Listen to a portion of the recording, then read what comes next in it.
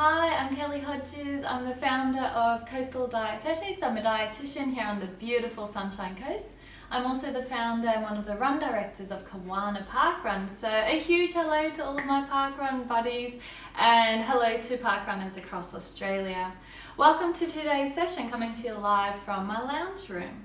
Medibank has reached out to me just asking if I can share my expertise about nutrition whilst we're spending a little bit more time at home. And so I hope that you enjoy my talk about snacks and cravings. So guys, today I'm going to be going over some tips to help control cravings, and we're going to go over a few real food alternatives that we could be making. So let's get into it. The first thing that you can do is eat more veggies.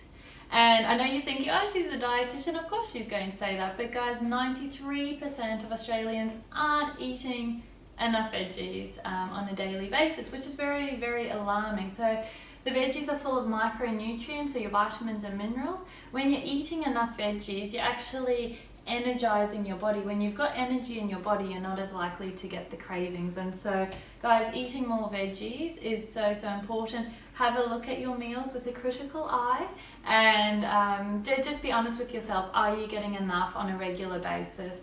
If you are, good on you, and if you're not, just work on increasing those up.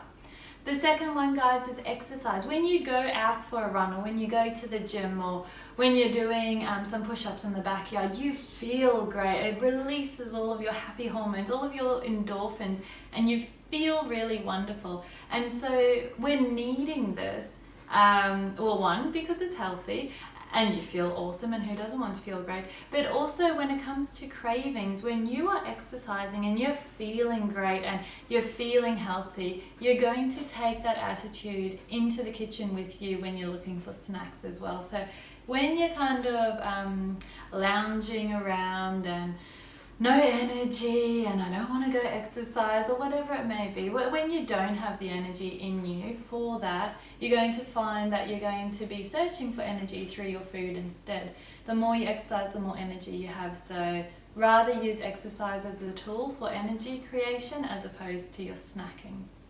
The next one, guys, is stress strategies. That's so important. I guess lots of people, when it comes to managing stress, they reach for chocolate, or they reach for wine, or they reach for something sweet generally, but they reach for food a lot of the time as like a band-aid effect to control their emotions. When it comes to stress, it would be a lot more productive to actually have a look at what's causing the stress and how can I manage or resolve the stressful situation. And I know that's a big one, but when it comes to stress, when you're relying on food to control your stress levels, that's very, very counterproductive, and it can set you up for a lot of turmoil later on in life. So just breaking that association between stress and food, rather have a look at what's causing my stress and how do I fix it. Even having a look at other stress reducing strategies such as breathing, deep breathing, meditation, that sort of thing as well. Guys, plan your meals. So important. When you go to the fridge and there's no food, it's going to be a struggle. You're going to eat whatever's lying around, and more often than not, there may be the bag of chips or the chocolate or whatever it is. And so if you've got the healthy food in your fridge, you're making it a lot easier for yourself to actually make these good decisions. The other thing is actually packing a lunchbox, even if you're staying at home for the day. If you're packing a lunchbox and it's ready to go, that way when lunchtime rolls around, you nip to the fridge, you grab your lunch, you eat your lunch, it's all prepared for you, it's nutritionally complete, it's really healthy for you, you're loading yourself up with energizing nutrients. It's going to be a lot easier than running to the kitchen 10 minutes when you're starting to feel really hungry and scrambling around. What can I have? What can I cook? What can I prepare? And so guys, just being organized. You may want to do some meal prep. You may want to be using leftovers. You may want to be making a lunchbox. With that, it comes hand in hand. Don't go to the shops hungry. If you're going to the shops without energy and you're looking for energy whilst you're shopping, you're bringing home all of that energy. And more often than not, it's going to be a trolley full of chips and chocolates and lollies and pies and pastries and all the things that give you that instant gratification, as opposed to all the foods that fill you up nutritionally. And so don't go to the shops hungry. Better yet, so eat a meal before you go, but better yet, do some exercise as well. So then you're in that nice healthy frame of mind as well before you're going shopping. Guys, hydration is a really key one. Lots of people get confused, am I hungry or am I thirsty? And they'll often just go for hunger. How much water are you actually drinking? Are you getting enough? More often than not, you're probably not going to be getting enough. And so just have some water, give it maybe 15-20 minutes and see how you feel, and then go from there. Brush your teeth. In the evening meals, you've had your meal, you don't want to keep snacking whilst you're mindlessly watching TV or whatever you may be doing. Brush your teeth. It signals to your body that you're finished eating. You can still watch TV, but just without the mindless snacking involved as well. Give it a go for a week and see if it works for you. The next one, get a real food alternative. And this is what I'm going to be talking to you about. I've picked out 5 common snacks that people are using for snacking, or they may binge on when they've got a craving. And we've got some alternatives for you. You can see my artwork. Okay, so better for you snacks. This here's an ice cream.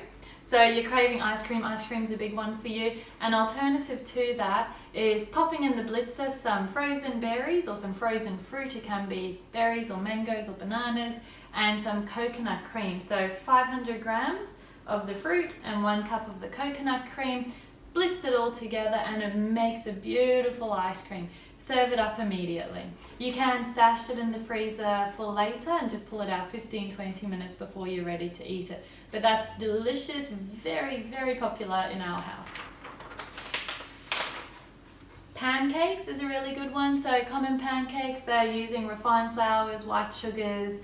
It's quite a nutritionally depleting meal other than the eggs that go into a pancake. And so why not add real food as opposed to adding all these refined options? So 1 banana, 1 egg, you can just do that. Mash the banana, mix the egg, mix it together to make a batter and just use that as your pancake batter.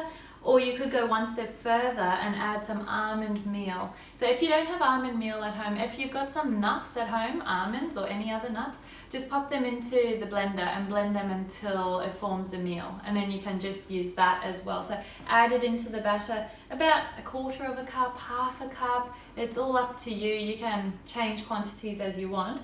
But add that into the batter and just cook like you normally would for pancakes. When it comes to chips, commercial bag of chips is one thing.